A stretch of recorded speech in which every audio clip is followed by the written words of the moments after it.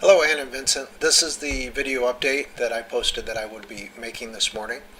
Um, First of all, I want to say that I enjoyed the conversation last night. With all the different topics that we were discussing and the active posting by both of you, it felt more like there were 10 people in the class than 2, so I enjoyed that last night. And um, one thing that does concern me a little bit, though, is whether or not Vincent is going to really not say the pledge this morning. Um, I'm really curious about whether you actually are going to do that this morning or are doing it now, maybe, Vincent. And a little bit worried about what might happen. So please let me know what the result of that was, and if anything negative comes about it, please don't mention this workshop. All right. Now, what I want to do really with this video post is suggest that since we're such a small group, we should be able to take the class where we want it to go. And in 2 ways. First of all, just timeline. So on the update section, I have a link to my suggested timeline. If you haven't looked at that already, I want you to please look at it today and think about whether or not it fits you. And I'll put up a link there for you to post whether or not you want to make some changes or whether you want to go at a different pace. It would be nice if the 3 of us had roughly the same agreement about what to do. So for example, especially during the Christmas week, if we all want to take off the week, then we should do that and not feel guilty that we're not posting. But on the other hand, I'm plenty open to posting that week. In fact, it's maybe an easier, better week for me. I'm okay either way. So I just really want to hear from you guys about what's going to work for you. But second, also the content of what we're going to do and how we're going to do it. So as I look down in our workshop, let me just preview for you a little bit of what's coming up. This Heart of Mentoring module, it used to be the last module in the workshop, the kind of put it all together piece. Maybe it should be at the end, maybe not. I'm really not sure, but I think because the philosophy that we already started discussing in Module 1 and now we're going to take a little bit deeper is so important to everything. I really wanted to put that up front this time around, see how that works. Later on, I'm going to be asking you to do some observations, some video observations, and write up reports. And having an idea of what your mentoring philosophy is pretty important before you do that. How you write a report is going to change quite a bit based on what you're thinking of yourself as a mentor and your role as a mentor. So that's why I have that number 3. And one question might be, should we return to that at the very end of the workshop? All right, now modules 4 and 5, personality conflict, philosophy, and mentoring, they're both kind of along the same premise. The premise of those modules is that mentoring is a very personal, close relationship. You invite somebody into your classroom, essentially into your home, to spend 7 hours a day with you for several months if you're a student teaching supervisor, as Vincent's going to be and as Ann has been many times. Or if it's mentoring a new colleague, it's somebody that you may be working with for the next 20 years of your life. So it's a pretty personal relationship.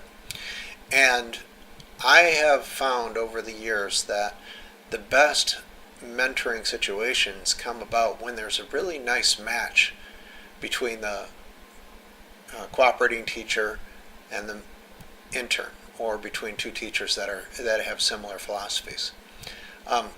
We're all professionals, so we make it work when that isn't true, but it does work better when there's a match. So I ask you in Module 4 to consider, what if the personalities are not the same? How will you handle that? And in Module 5, what if your philosophy of teaching is not the same? In Module 4 we do it through kind of Myers-Briggs exercises. Maybe you've done those before. And in the philosophy and mentoring module, have you taken educational philosophy tests? That you've probably taken similar things like that before. But then I have you watch some example videos that show really different kinds of teaching and ask you to respond to them. I think that's an interesting exercise. Module 6, we're actually going to do a little bit of observation of videos of student teachers, real student teachers. I got a little video of a student teacher doing some real, that looks like a real student teacher with some good and some bad. Not the polished presentations you'll see on other video sites of teaching. And finally, in Module 7, take those videos a little bit further with a little bit more context, a little bit more challenge involved in the interpersonal situation with the mentors, with the interns or mentees that you're working with. All right, so we could just stick with that agenda or have a couple other thoughts for you to consider. In the last module, Mentoring with Challenges, basically I suggest two approaches to mentoring. One is clinical supervision, and it's a model you may already be aware of, or if not, it's a good model to understand. And the second is co-teaching, and using co-teaching as a primary strategy to work with a mentee. Now, actually, my philosophy on mentoring is that the main idea is that it's not supervision. And too often it is taken as supervision, as in, my job is to tell you what to do, watch you do it, tell you if you did it right or wrong, instead of teaching you how to do it, which I would consider more the co-teaching model. So one option is we can skip the clinical supervision and spend more time on co-teaching and maybe integrate co-teaching earlier into the workshop and possibly come back to the question of your philosophy of mentoring after doing that kind of work. Here's the second option, and I'm just putting this on the table, and my expectation is you will say I'm not interested, so I'm only offering it in case I happen to get a bite. About a year ago I did a sabbatical, and my sabbatical was on teacher reflection. So I read lots and lots of stuff on teacher reflection, and coaching people to do reflection is one of the main jobs of a mentor. And so I'd like to invite you into a conversation about some of the interesting literature I read on teacher reflection.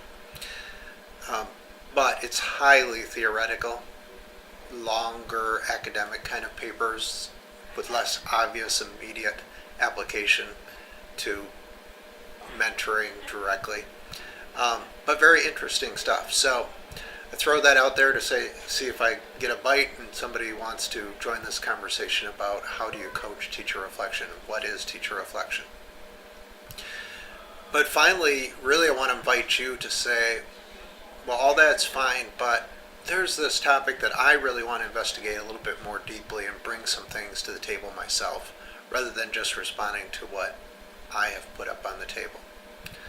So I'm going to put a link up on the main page for you to post about timeline, about the topics that I've got, and whether you want to do some alterations, and whether or not you want to bring some things to the table yourself rather than responding to what I'm putting forward. And one last thing is, I do like doing the video. I hope that you like to be able to at least see me talk and see my face, so it's a little more personal than might otherwise be online. And if you're comfortable doing the same thing and want to do a video post to some parts of the course, please feel free to do so. All right, see you online.